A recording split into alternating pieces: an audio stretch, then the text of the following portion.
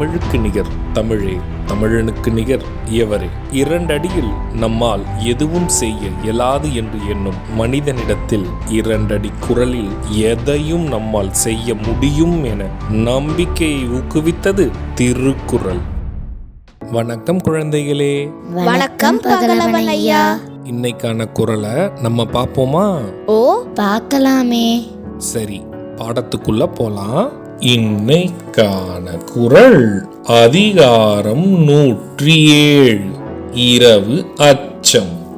குறள் எண் 1067.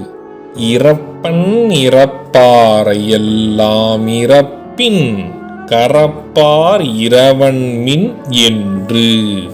ஐயா, நீங்க சொன்ன இந்த குறளோட பொருள் என்ன? இதற்கான பொருள், இறந்து கேட்டு வாழ்வோரையெல்லாம் நான் இறந்து கெஞ்சிக் கொள்கிறேன். இறப்போர்க்கு இல்லை என்று சொல்லி ஒளிப்போரிடம் சென்று எதையும் இறந்து பெறாதீர்கள். இதுக்கு ஒரு உதாரணம் சொல்லுங்களேன்.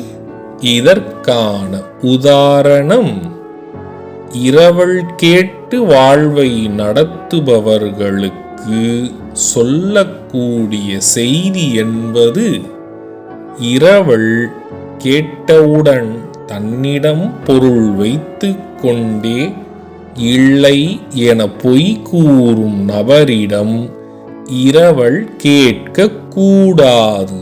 நான் சொன்னது உங்களுக்கு புரிஞ்சுதா தீரன், இலக்கியா?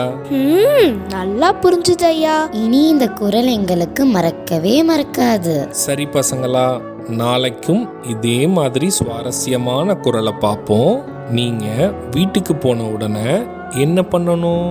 இன்னைக்கு நாங்க படிச்ச குறளை அப்பா அம்மா கிட்ட சொல்லி காட்டுவோம்.